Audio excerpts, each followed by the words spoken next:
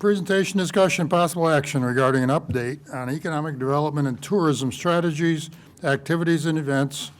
Mr. Michael Ostrowski, our new Chief Development Officer, Brian Pisachik, and Jeremiah Cook are here as backup. So I'm sure they'll all have something to say and certainly can answer the questions for us. Thank you. Proceed. Right. Good evening, Mayor, City Council. Michael Ostrowski, Chief Development Officer. Before I start, I do want to thank all of our economic development and tourism staff who are here this evening. They play a large role in why we are successful in our economic development and tourism efforts for the city, so I do want to thank them.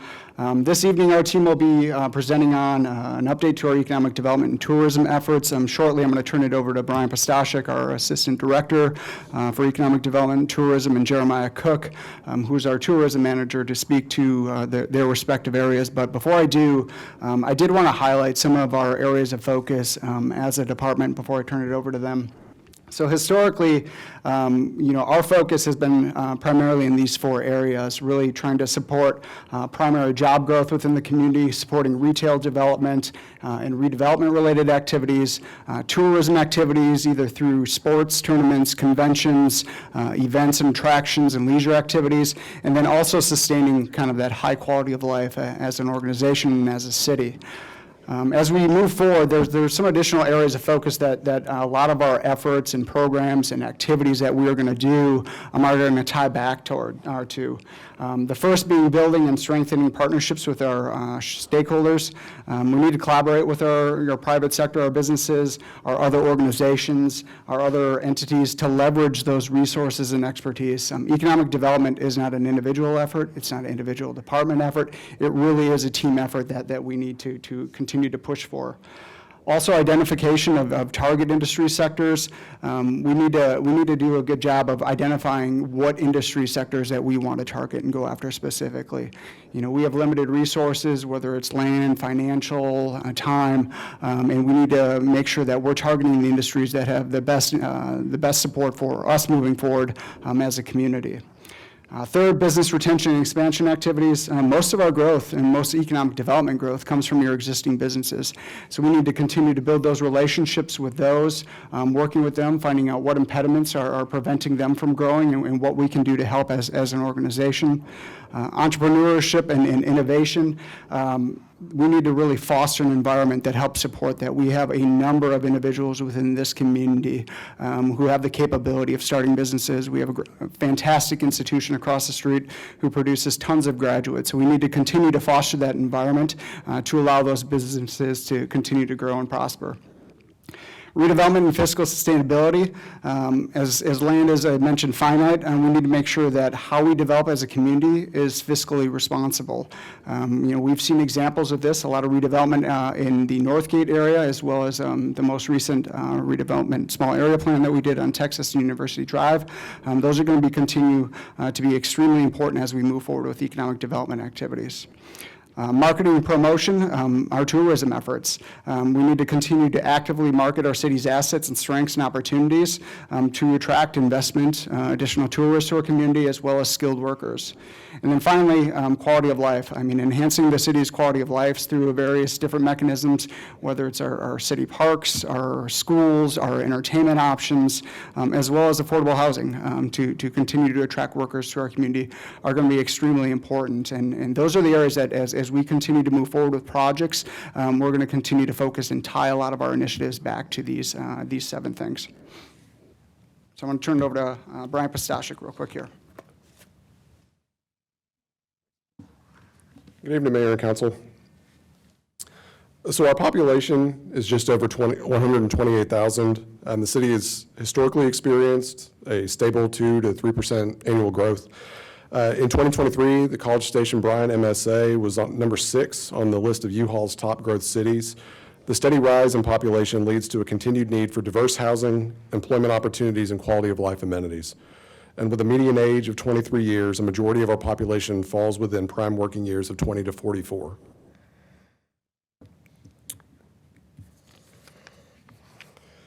Just like our population, our economy continues to grow. For the last 5 years, we've experienced year-to-year growth in construction value, including a sizable jump in commercial value last fiscal year. There were about 6,500 permits that year, including 495 new residential permits and 40 new commercial permits. The other designation includes demolitions, signs, pools, and other minor structures, remodels, renovations, re-roofs. The key factor is that all of these estimated values will likely turn into new taxable assessed value in future years. And the high percentage of other permits illustrates the continued reinvestment from the private sector as well. Growth in the local economy is also evidenced by increases in taxable valuation, now over $14 billion, which is almost a 130% increase since 2013. Total taxable values before the freeze adjustment were as I mentioned, were $14 billion. Of that, the new value that was added was about $300 million, or about 2.3%. This slide shows the property value per acre. I'm sure you're familiar with this in our previous planning development staff efforts. It is eminently clear that density accentuates that figure with our high watermark in the Northgate area. Also note the values along the University and Texas corridor, as well as the Baylor Scott and White Hospital. This map demonstrates that from an economic development standpoint, student housing serves as a significant driver of property tax revenue.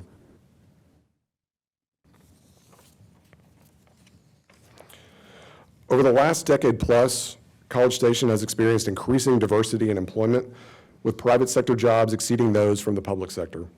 However, we still rely heavily on the presence of Texas A&M and other public entities.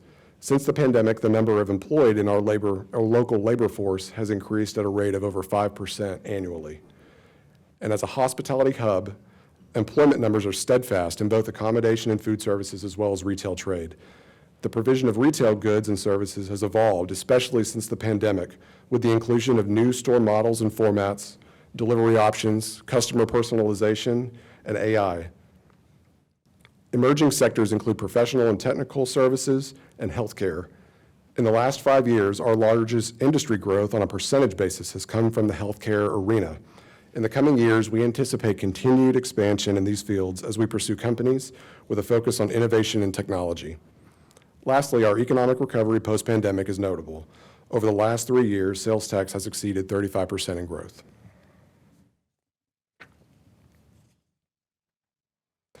This slide highlights recent activity related to strategic investments in real estate. Recent transactions in the College Station Business Center total $4.8 million. Additionally, another 11 plus acres is under contract to be sold to Farah Diagnostics and Biologicals, a local company operating out of the Aggieland Business Park. This property would provide an opportunity to cement their headquarters in College Station and also allow for additional growth. Turning to Midtown Business Park, we recently executed a brokerage services contract on the 28 acres of commercial development and remain active in our pursuit of industry prospects for the remainder of the business park. Now, there are downstream effects to these strategic real estate investments and the disposition of such. Not only can the city utilize the revenues to further strategic goals, but these investments also serve to prepare surrounding properties for development, either through the provision of infrastructure or also to serve as a catalyst to incent additional development. So a little more on Midtown Business Park. Midtown Business Park offers 200 acres of business park property that's zoned light industrial. There's access to 6. It's just a few miles down the road from Texas A&M. It's also near residential and retail amenities that can support future development. So it's a really interesting piece of property and not, I would say, a traditional business park because of everything else that surrounds it, right? So we have a really unique opportunity to execute that in a way that is, again, intentional and in line with our industry sectors that we're trying to target. Subdistrict B is highlighted on there. That is the corporate office. Utilities are in place. Those are shovel-ready sites. Obviously, nearest to the screen or at the bottom is Subdistrict A, which is the commercial portion. You can see Costco and then the future 28 acres that are adjacent to that. It also includes Subdistrict C, which is a maker space that's just north of where future corporate parkway will run. And then lastly, Subdistricts D and E, which are just additional light industrial uses that are just beyond Subdistrict B, a little further back from Midtown Drive. Our industry recruitment strategy involves a focused effort to attract and retrain targeted industries, including biotechnology, applied research and development, professional services, and technology. work with Brazos Valley EDC, City of Bryan, Brazos County, and Texas A&M, not only the university, but also the university system, as well as the state agencies that are tied to them. Lastly, again, to highlight the kind of unique particular location of Midtown Business Park is obviously you have some, it's adjacent to Texas Independence Park, as well as Midtown City Center, which is an urban mixed-use complement to the city-owned business park property that's to the south. Retail development is important because beyond contributing to a strong quality of life, it also functions as an amenity to drive residential development and encourage industry and corporate recruitment. So our retail recruitment strategy is really developed through our partnership with the Retail Coach, which is our retail consultant that we work with, providing the high-level recruitment strategy and services, including identifying a retail trade area, lots of data and reporting, prospect identification and recruitment, developing those broker and developer contacts, as well as regular meetings and collaborative recruitment at trade show events. We have a focus on both new development, in particular to the south, and then also those backfill and infill spaces that are, I would say, the sort of older parts of town, the areas that are more centrally located, adjacent to campus, and are maybe going through some modifications, some changing in nature, also maybe second or third gen space that becomes available. The retailers that we target, some want a brand new build, and others want to find an adequate space to backfill. So it's our obligation and opportunity to work with our retail consultant to try to find a suitable site. Our target prospects, the way in which we engage and the strategy that we employ really align with three primary areas that are reflected in our KPI that's reported as well from a retail perspective. We really focus on three main areas: retail, entertainment, a destination or specialty retailer. So a destination retailer, kind of a preeminent example is a Costco. A specialty retailer could be high-end apparel or something that's a little more exclusive. Obviously, you're talking about something that the product is a little bit different, and also the space needs would be different as well. And then lastly, a restaurant that's not presently located in Brazos County. We also participate in business retention and expansion activities, otherwise known as BRE. Those can include visits and other engagements, but we also have the Visitors Pass program that we work with to try to connect visitors to local businesses. We offer Business Over Breakfast. It's the local business stakeholder event. And also the Hospitality Insider, which is that monthly newsletter that goes out to over 160 business contacts that highlight upcoming events so they can prepare adequately for hopefully the crowds of visitors that are coming in. And lastly, Chamber BBEDC events included as well. And a couple notes on those photos as well. At the top right is Tower Point, which has added 40,000 square feet of commercial retail, totaling $7.5 million in value. A lot of that is on the ground. Obviously, I'm dating myself a little bit with that photo because that's now in operation with several different retail tenants in those areas that are highlighted in blue. Lastly, the bottom right shows the intersection of University Drive and Texas Avenue. Strategic redevelopment is a critical economic development strategy, and Council's adoption of the Northeast Gateway redevelopment plan has laid an important foundation for both vertical and horizontal mixed-use redevelopment with increases in housing options, multimodal transportation, and denser commercial development. This corridor, with its proximity to A&M and Century Square, provides the opportunity to further develop a diverse ecosystem with greater density, increased tax revenues, and amenities for residents and visitors. And with that, I will turn it over to Jeremiah Cook.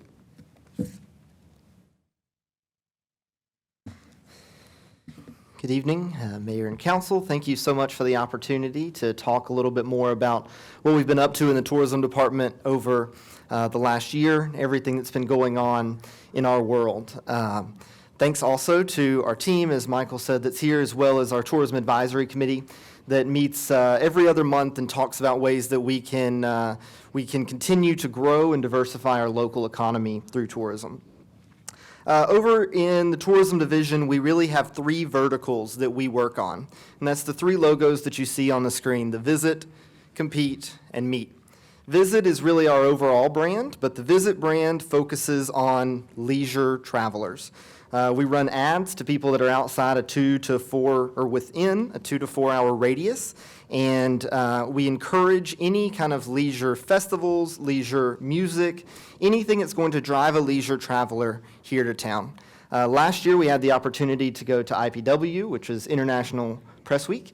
And on that, we met with people from all over the world that were interested in creating new itineraries for people from their countries to travel around the world.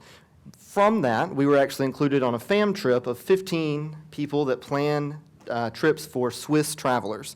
And they got the opportunity to come here, see all that College Station has to offer, and will be included in the itinerary that they pass out to locals back in their home country. So really excited to continue to grow that market. On the meet side, that is our meetings and conventions. That is where we're going after that midweek business that we talk so much about.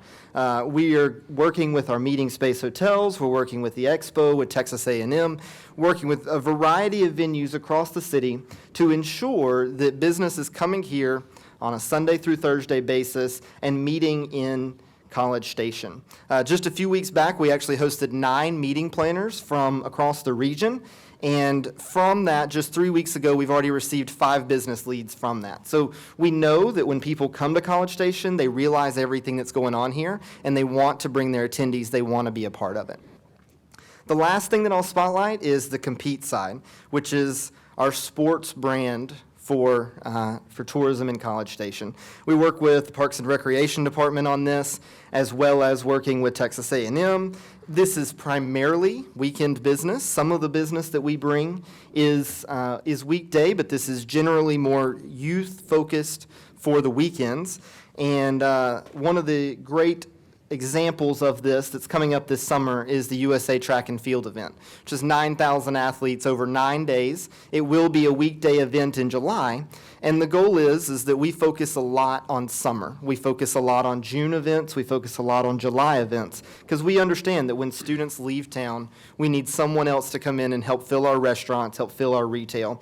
So we were really excited to get this national championship event to come here towards the end of July.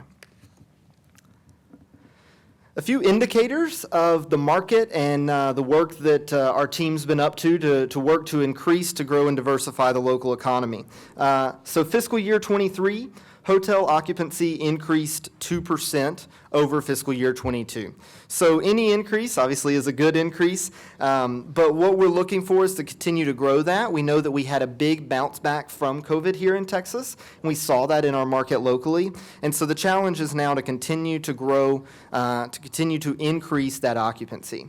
This past month, actually, April was one of the best year-over-year growths that we've seen.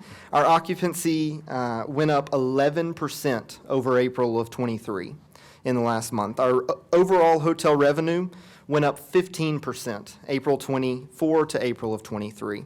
So we were really proud of that. It requires a lot of work from a lot of different hotel partners, retail partners, restaurant partners, and from our team to ensure that we can have big months to help us when maybe things are a little bit slower.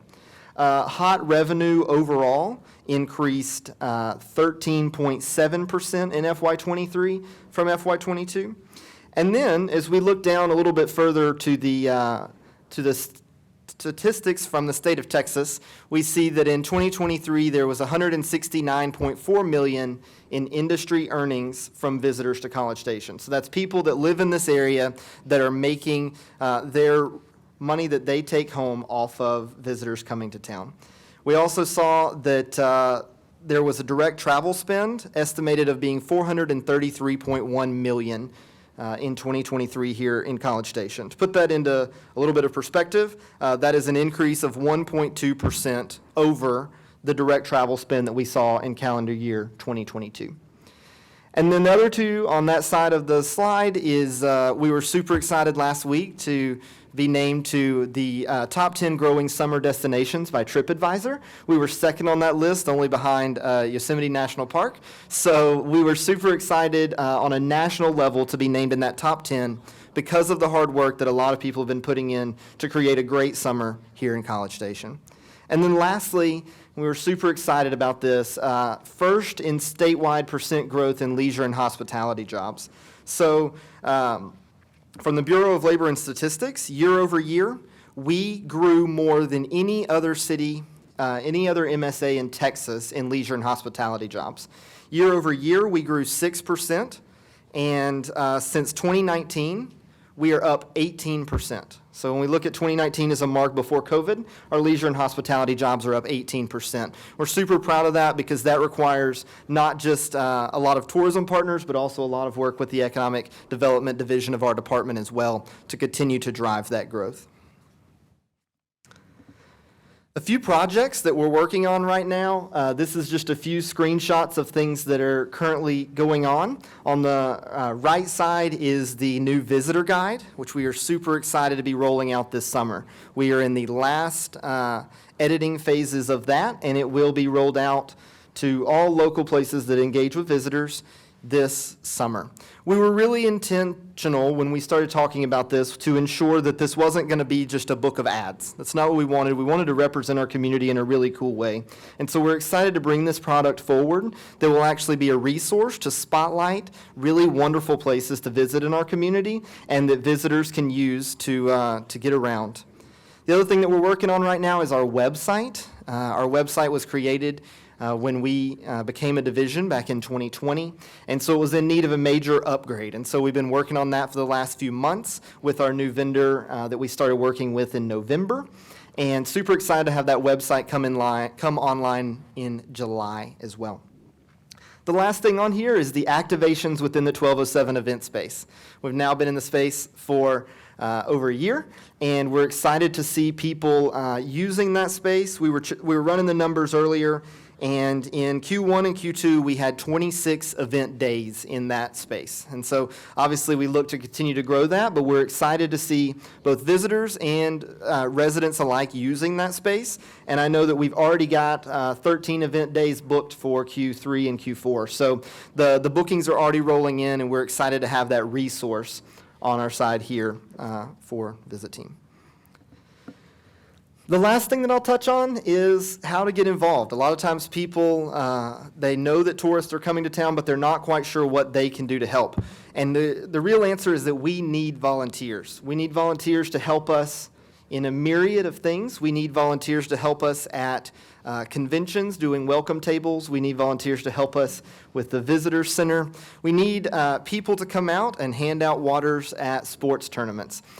Over and over and over again, we hear that visitors are looking for authentic experiences. They're not looking for you to say, these are 3 things that if you're a visitor, you're supposed to do. They want to know what a local lives like. And the opportunity for locals to engage with them, tell them what restaurants to go to, what places to shop at, where their favorite eatery is that maybe isn't on the front page of a Google ad. Those are the types of things that we want to encourage, and we want to allow people to do that. The last thing I'll say on this is that this summer we have track and field, as I mentioned. The way that we get events like that is by having volunteers. That event requires 120 to 150 volunteers per day for 9 days straight. And it's during a time where our normal volunteer base leaves. And so as many people as we can have to come out and help us in that endeavor, it helps us to continue to grow the economy, but also to give people an opportunity to engage with people from all over the country as they're here to celebrate those track and field wins and those track and field championships. With that, I'll turn it over to Michael. All right, thank you, Brian and Jeremiah. I just want to kind of wrap it up here. Looking forward in some of the projects and initiatives that we're going to be moving forward with over the next few months here and into next fiscal year. One is a fiscal impact analysis, and this was started in our Planning and Development Services department. It was an SLA for this past fiscal year. This fiscal impact analysis will give us a better understanding of how land use decisions impact us financially. So, oftentimes, we see a rezoning that goes from multifamily down to general suburban. We don't have a lot of opposition to that because it's typically just a single family property. However, there can be a huge impact to us financially as we move forward in the future in terms of density and the availability of land. So this tool will be really important as we move forward in kind of identifying, what the impacts of those decisions will be. Second, starting an entrepreneurial program. As I mentioned, one of those 7 things that we really want to focus on is growing our entrepreneur base in College Station. So we're going to be looking forward to creating a program, working with a group out of Houston, starting off first digitally, creating a digital environment for College Station for entrepreneurs to get resources, to make connections, look at financial opportunities. And then as we continue to grow that base, hopefully then allowing us to get a physical location in College Station for a business incubator. Third is continuing to build up our business retention and expansion program. This will likely be a partnership with numerous people, but including Brazos Valley Economic Development Corporation, getting in with businesses, talking about what their needs are, what they like about College Station, how we can help. But really, as I mentioned, one of the first things was building those relationships and having an individual that you can contact, or that individual knows who to contact at the city if they've got a concern relating to their business. Fourth, Christmas in College Station. We're going to continue to try to build upon that. We met with our advisory group yesterday to start talking through some of the things there. That will be a separate workshop that will be in front of council in the next few months, and some of the activities that we have planned for that. But that will be a big undertaking as we move forward through the remainder part of this year. And then the last 2 kind of deal with planning efforts, and coming from planning and development services, I'm really keen on planning. So those 2 efforts are going to be extremely important, especially from a tourism strategic plan. So when we brought tourism in-house, we never had a strategic plan for them when we brought them in-house, and they were really not included as part of the economic development master plan that was done in 2020 because it was so late in the process. But it's really important as we start moving forward to identify, which areas and on a tourism perspective, what types of conferences we want to go after, what type of sporting events do we want to go after, where are our competitive advantages that ranks us upon the top. And the same thing with the Economic Development Master Plan. What are the things that we want to be specifically focusing on as we move forward in terms of business and industry recruitment. So tourism strategic plan will likely move forward the remainder of this year. We're about to release the RFP there, and then we're planning the Economic Development Master Plan as a fiscal year 25 initiative. So that concludes our presentation. Be happy to answer any questions from council. Thank you, Mr. Ostrowski. I'm sure there'll be lots of questions, and Councilman, am I right?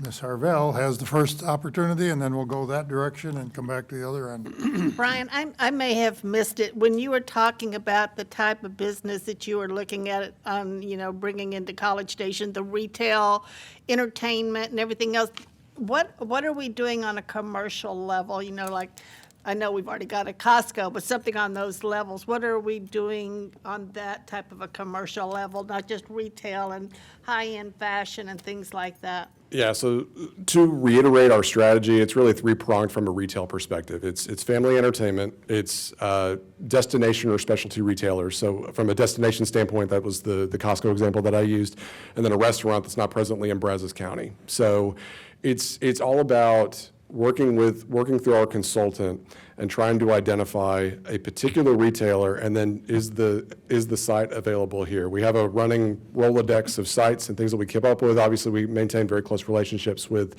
the local brokers to try to get a good understanding of ultimately what these retailers are looking for. Because if we're targeting a large destination retailer, we have to provide the adequate space for them. I mean, when we have meetings, that's the very first thing they want to know. I mean, beyond the kind of traditional things, when you're talking population, household, number of households, household income, all those things are basically just to get you in the door. But then the very next question they offer to you is then, like, is there an adequate site? So again, that's our opportunity there to try to have that conversation. Obviously, there are a handful of tracks that are left along that Highway 6 corridor that I think would invite kind of primary anchor retail, kind of that power center that you see, where maybe you've got some pads in the front with a variety of uses, maybe a couple of junior anchors or larger anchors with some ancillary uses as well. It's really about trying to bridge that gap and either supporting private development or obviously taking a leading role with the 28 acres that we own to try to present that best foot forward to allow the opportunity for those retailers to have a site and to not only want to come here but have the ability to do so. Okay, I was referring, like to the commercial, so like the manufacturing, the warehouses, Okay. that different type of corporate structure, not just all the fancy retail. So I was just wondering about that. Yeah, I would say the question actually is, I can answer in a similar way. It's the same concept from an industry perspective. You've got to have the adequate space and infrastructure and resources supporting it. Step one is understanding what our target market is, and again, I talked professional, technical services, biotechnology, applied research and development. When you've got an opportunity like Midtown Business Park, you want to be really strategic in how you carve that up and what you can do. And I think the 200 acres gives you a unique opportunity. Now, the plan that I highlighted was some planning that was done in 2017 that basically broke it out into those 5 different sub-districts where you've got a commercial piece, you've got a corporate piece, you've got light industrial. It's zoned light industrial, but ultimately we have a blank canvas to work with. We've obviously invested a lot over the last 20 years from an infrastructure standpoint to activate the sub-district B that backs up to Midtown Drive, because you've got the road, you've got the other utilities in place. So that is what we are pitching. Either whether we're generating leads on our own or through BVEDC. You know, their leads can come from any number of sources, but say there's a lead that's through the governor's office that BVEDC receives and then pushes it out to its partners, and then we have the opportunity to weigh in and say, is this a fit for Midtown or is it not? And if it's not, then is there a private site available? Maybe that's Providence Park, maybe that's property in the bio corridor. We try to bridge that gap and find that right opportunity. So hopefully that answers a little bit more of your question. That's a good question on the commercial side particularly. Mr. Wright, Mr. Smith. A question about where does economic development on like redeveloping or in creating interest in the mall? I mean, what effort is going into that? Yeah, so obviously we're continuing to pursue the esports facility with Texas A&M. I think it provides a unique catalyzing opportunity for that site. Obviously, ultimately the suite of options is there's a variety, right, when it comes to just disposition of the property versus how active you'd want to be in that. Again, that was identified in 2019 as a critical corridor and redevelopment opportunity. Again, you've got adjacency to Wolf Pen Creek. You've got the Sears Service Center that's there as well that we're continuing to try to identify a proper user for that would complement, I think, not only what we're trying to do in the southern portion of Post Oak Mall, but then also the adjacent park uses. So I would say that conversation is ongoing, and from a redevelopment perspective, I can't think of a more important site from a city perspective than Post Oak Mall because of its size and because of its revenue potential, both in property tax and in sales tax. Ms. Kuna, any questions? A few. Please. And Brian, if you don't mind me going in a different order, Jeremiah, if I could start with you. Your volunteer program is fantastic. So I'm on Shannon's email list, so I get her emails periodically, and they're just outstanding. What I would love to see is you outreach to our seniors, because I've volunteered under Shannon, and it's fantastic. And it's just like you say, people just want to talk to you and ask you where your favorite place to eat are. There's many opportunities where you're just in air conditioning and you're just visiting with visitors. And so May 28th, we have a neighborhood seminar supper. I was wondering if you could do like a 30-second commercial at the beginning of that.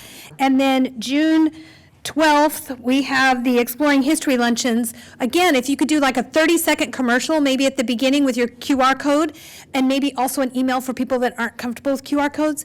But just to tap into that resource, I think we have an amazing collection of seniors that have lived here for a very long time and know this community really well and could really buoy up some of our volunteer corps that Shannon's trying to develop.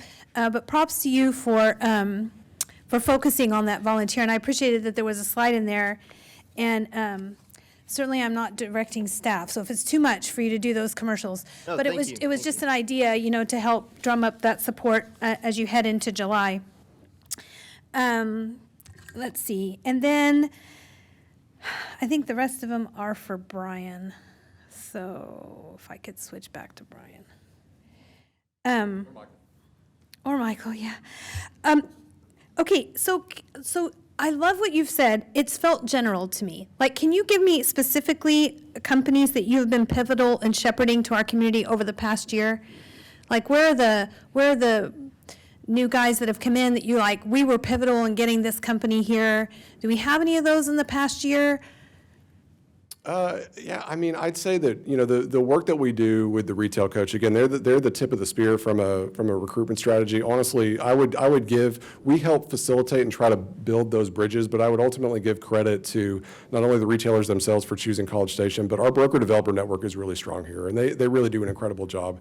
The leading effort that our consultant operates as sort of linking those conversations, we certainly give them the latitude to have certain conversations and say like, hey, these are the available sites, that sort of thing. So it's incumbent on us to keep a really good read on those things. But I mean, there are conversations that we've had at retail conferences in the past.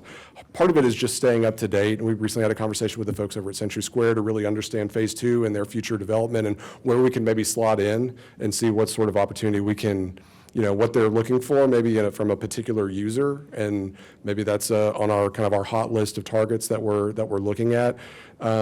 We had conversations in the past with certain retailers that often take years in the making. The reality of these things is like, I think Costco is probably the ultimate example of that, of conversations of certainly economic development staffs past that really sold them on this community and also did it in a really strategic way to certainly not give away the farm from an incentive standpoint, but then also create the opportunity through that, through the infrastructure participation to basically open up the 28 acres too. Because that's one of the things that we can then pitch as we're working with, a potential development partner is to say that, detention is taken care of, right? And that was a partnership that we had with Costco where they did what they needed to, and we had the ability to oversize. And now it opens up the remainder of the site. So it's one less thing they have to do. That I think is a really critical piece of the strategy, and that we are priming the pump the best way we can. And again, that's not just our staff, but that's everyone else and a collective effort across the city. Okay, so what residents ask me is they want to know when they're getting a Trader Joe's, a Whole Foods, and a Pluckers. Do you have any? I got good news for you. Okay, please. So the Pluckers is under construction. Okay, and that will have pickleball It will. Yeah. courts. It They'll will. have pickleball courts That's right. So that's over in the University Town Center. on a private initiative, which That's would right. be fantastic, okay? What can you tell us about Trader Joe's and Whole Foods? They're on our list. So we are pursuing and certainly looking at all avenues. And I mean, I think what we want to do is try to get a better sense of how much space do they need, where do they want to be? Do they want to be next to campus or do they not? Do they want to be in South College Station? And Wherever again, they want to be, we've got shoppers. yeah, that's right. We do. We certainly do. And what's great is that, Costco showed that, half the folks that are shopping at Costco are not from the Bryan College Station area. So that's what we want, right? Is we want folks from the outside to come here and certainly spend their money here and hopefully hang out for a little bit too. Maybe get a meal at one of the restaurants in the area or anything else. I feel like if we've got the REI, we've got to be getting into the demo of the Whole Foods people. Yeah, I was right? going to say, Yeah. the REI is going to open those doors Yeah. up for all that. Can you tell me when the next business over breakfast is? Do you know when the next one's coming up? We're anticipating, I think we've tentatively scheduled, not just internally, I think the plan, the 3 months out would have been in June, but we're still working on kind of finalizing that date. So, and certainly working on, we'll push more out about that, not only just with the date, but also with a kind of a plan of attack of what's going to be discussed and certainly be intentional in our invites and try to have a conversation that's conducive to the particular topic at hand. Okay, thank you so much. Ms. Harvell wanted to follow up. Well, yeah, just talking about Trader Joe's and Whole Foods and even Papacitos, from what I understand, y'all have been working for years to get them interested in our community. And basically what they've told y'all is we're not the market for them at this point in time. So we're kind of like on their radar, but there's other areas that are much more profitable to them. So they don't see us as a prime destination to set up a business. I just wanted you to know, y'all been trying for years to We to have, get and it's them fair here. to say we're an emerging or secondary market, and that's okay too. But that's part of the pitch too, and part of the way we have to explain it is when you just look at straight numbers, like our household income does not look very good, right, from an economic development standpoint, because you've got such a preponderance of students that have no income, perhaps. but there's obviously a lot of disposable income that's actually untapped. So it's trying to explain that story. And really, we want the retailers to understand that you're working in partnership with the city. Not only are you going to be successful, but we're going to support you and facilitate, future development as you go. But yeah, those two are certainly on our list, and we try to stay as much in contact as we can with the representatives of Papa's, understanding they still own the former Baylor Scott & White site, and certainly seeing what we can do there. Thank you. Ms. Yancey, and then Mr. Maloney after that. Thank you, Mayor Nichols. Mr. Ostrowski, you and your team, Jeremiah, Brian, excellent presentation. I think I have a couple of questions for all three of you. Mr. Ostrowski, under your entrepreneurship and innovation bullet point and under your entrepreneurship program bullet point, I want to ask you some questions around dark fiber real quick. It used to be that connectivity, gigabit speeds were a core component in the advertising and promotion of innovation districts, business incubation, entrepreneurship. And you can still, when I do research, I still see that in other cities. I know we have a dark fiber network that I'm not altogether confident that we completely utilize. And I guess with that as background, are we utilizing that fully, or has this now become a commoditized technology where virtually every community has the same speeds and we're one of those, and it's not something we have to talk about because we have? Yeah, I think it depends on kind of where you're going. So if you're going after an entrepreneur, kind of an incubator location, I think we have the available speeds from a commercial standpoint. So we've got a number of providers in the area that can help service that. When you start getting into the massive speeds like data centers, that's when you're talking about utilizing some of the other resources that we may have. But from an entrepreneurial standpoint, from general business standpoint, the market is pretty well covered within College Station, a large part due to Texas A&M and the student network that we have here. Okay. Thank you very much. And for Brian,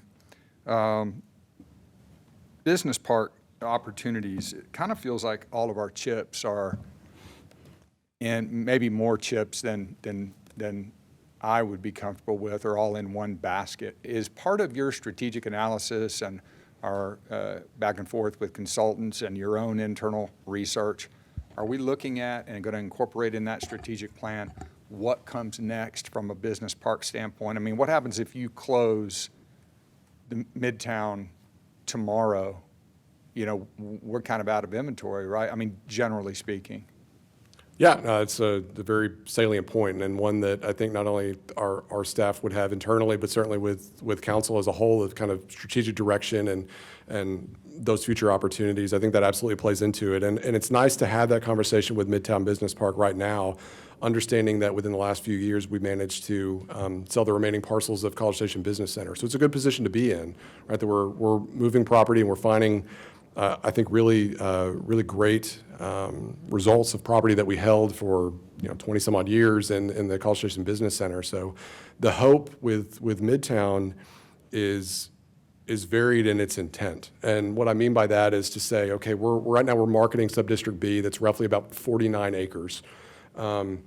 There may be a user that comes in there and wants to do 20 acres. Well, that's fine. We can consider that, and you can kind of work piecemeal, and you can certainly participate in an infrastructure way to kind of open up the rest of it from a detention standpoint or otherwise. Or there could be this opportunity where there's a corporate campus where then there's a company that wants to grow and expand or essentially wants to preserve their ability to do so in the future, and they want to take the full 200 acres. That would also be fine with me. I think that would be incredible, right? But so it depends on, like, does your strategy evolve? It's really just kind of process dependent, and particularly on what, not only the industry that you're going after, but again, where all of those opportunities line up. And I think you're absolutely right, and it's going to play a major component in the future master planning effort is to understand, okay, we've got Midtown, but then what? Because you do want to provide those opportunities. Just as we're going through land use changes and zoning opportunities for diverse housing uses and trying to figure out the retail focus, industry has to play a role in this city moving forward, and it's really about finding the best way to do that. So you would anticipate that staff will continue to work on this, and we'll hear more about this later? Yeah, again, it's certainly a consideration and something that's going to play a major factor in the plan that we hope to work on in the next fiscal year. And then a one-off question, because you broached the topic in your piece. You said there were 495 single-family permits that were issued. What was that time period? Was that calendar year 23? That was fiscal year 2023. Do you know where we're at through 5 months of calendar year 24? I do not off the top of my head, but I bet we can dig that out pretty quickly. Okay. Yeah, so what we've seen for this year, we've actually seen an increase in single-family. On average, we see about 600 single-family permits. Over the last 10 years, on average, we see about 600 single-family permits a year and about 600 units of multifamily each year. Wow. So about 1,200 units of new residential coming into the community. Thank you very much, Mr. Ostrowski. And Mr. Cook, under your heading in the presentation of Meet College Station, you met with event planners, is that correct? That's right. What kind of questions do they ask you when they're inquiring about our community? Yeah, I think that, just like in economic development, your foot in the door is what do you have, right? Do you have the hotels that we're looking for, the brands that we're looking for, the infrastructure to get people in and out? Do you have flights? Are you in a good location? And those are kind of just the check boxes that they need to check off before they're willing to have a conversation about the things that we love to talk about, which is the attendee experience and the reason that your conference is going to grow here in town. And you're compelled to be accurate with them, of course, in answering those questions.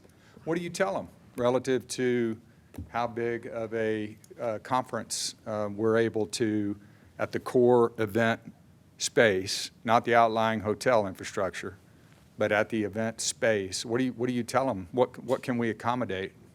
Yeah, generally when we talk about those things, we talk about how well we do at 300 to 400 person hotel or conferences. That's really that's kind of a bread and butter for our community at this time. When you look at the Hilton, you've got 32,000 square feet, somewhere around 300 rooms. When you look at the Texas A&M Hotel, you've got 35,000 square feet of meeting space with around 300 rooms as well.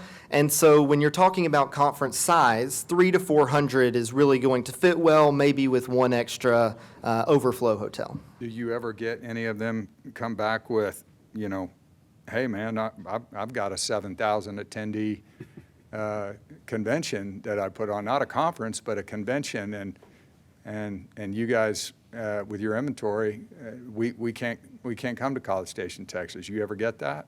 For sure. When we're talking, so our sales team here is it's great. So we got 6 people in sales, and each one of them is making around 50 prospecting calls every month. So when you net that out over a year, we're talking to thousands of planners a year and trying to find what's the ones that fit really well here. And so in those conversations at this point, obviously we don't have a ton to offer them in this situation. Do you, as a tourism professional, ever feel a pang of regret that we don't have something that can accommodate some of these larger shows?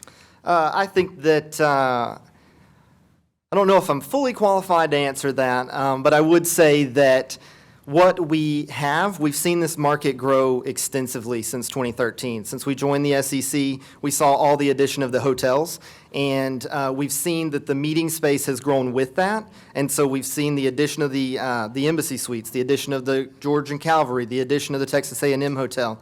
And so I think that those are the things that we're often out there pitching. Setting conferences aside and focusing just on conventions, my research indicates that about 10,000 attendees is right in the center of the mid-market of a regional or even national convention. My research also indicates that we're pretty well much tapped out at around 2,000, that we can't accommodate any more than that. Do I have those numbers wrong? I can't speak to the mid-market answer because my knowledge of it is that you've got these 100,000 conferences that are few and far between, and then you've got some scaled down from there.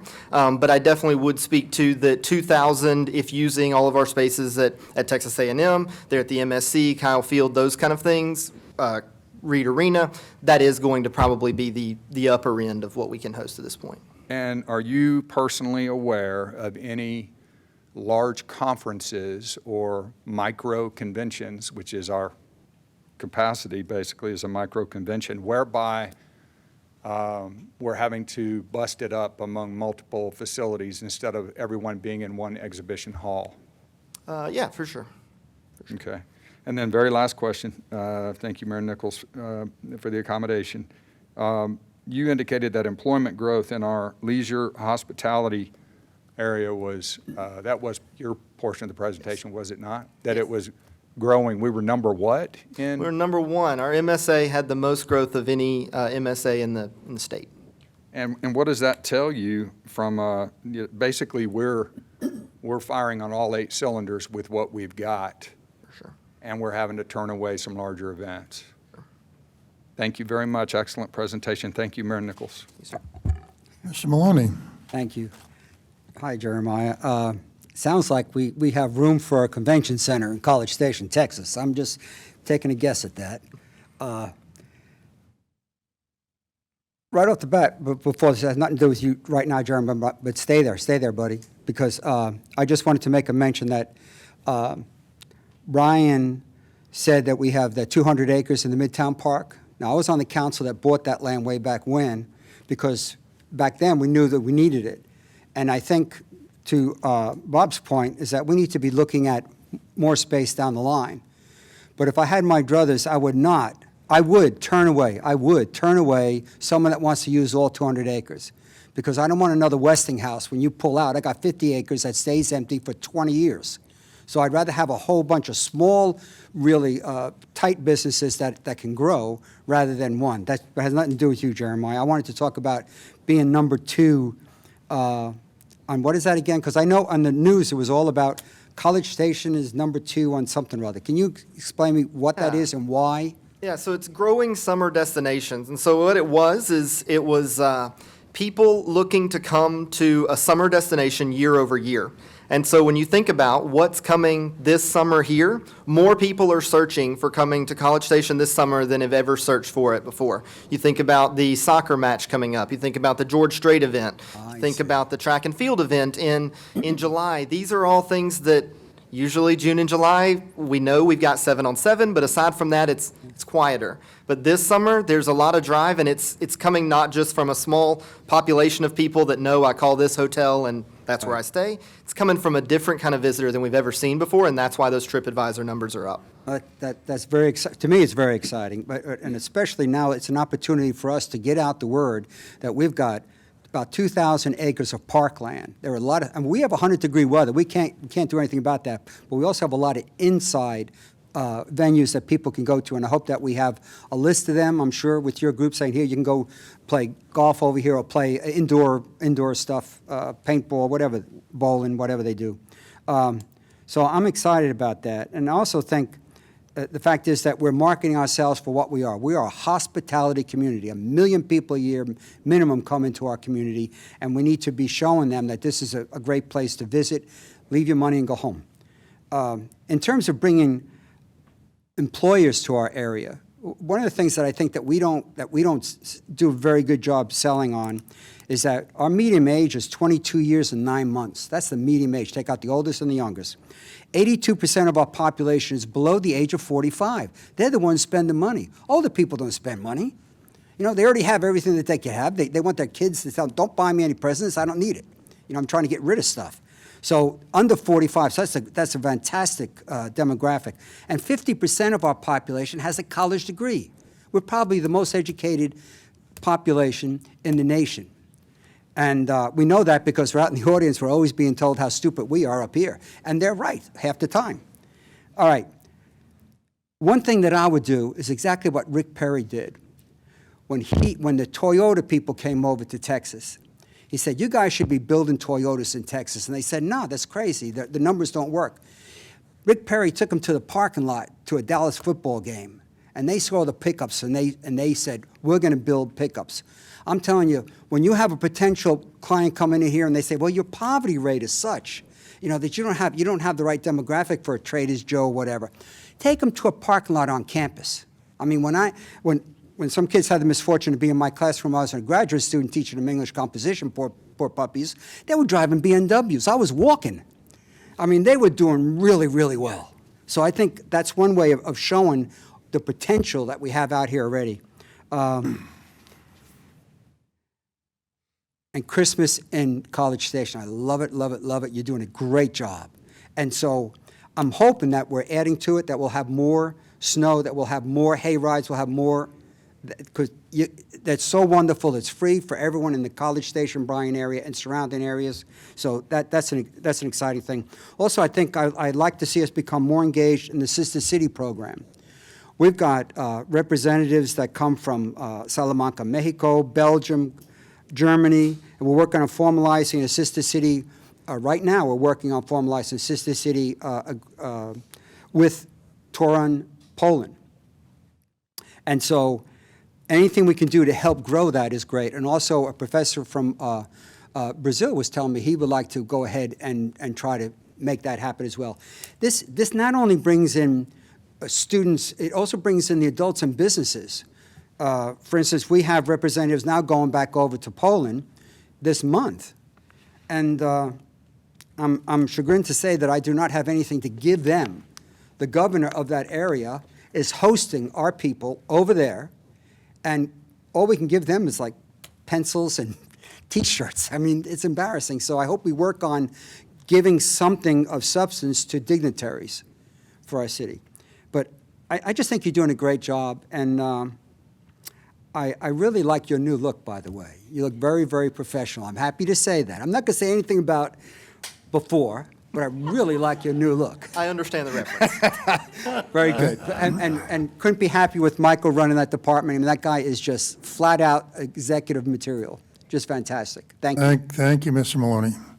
Mayor, if I could just make a couple of comments on the last two with Councilmember Yeah, Yancey. Go ahead. Councilmember I've got a Maloney. couple comments as well, Yeah, but you go ahead. Just want to focus back on kind of, the convention center discussion. I think one of the things that we need to do too is go through our tourism strategic plan, right? Find out where we excel. What are the types of meetings, the conferences, the sporting events, get a better understanding of what markets that we need to be in before we start looking to jump too large into something, because we want to make sure that we're successful in it. We don't want to build something and then all of a sudden we can't fill it. There's operational costs. So that's one of the things that our tourism strategic plan will help us understand. It's like, where do we need to be? What space do we need to be in? It'll give us a better understanding too of kind of what sizes of conferences that we'll be successful at.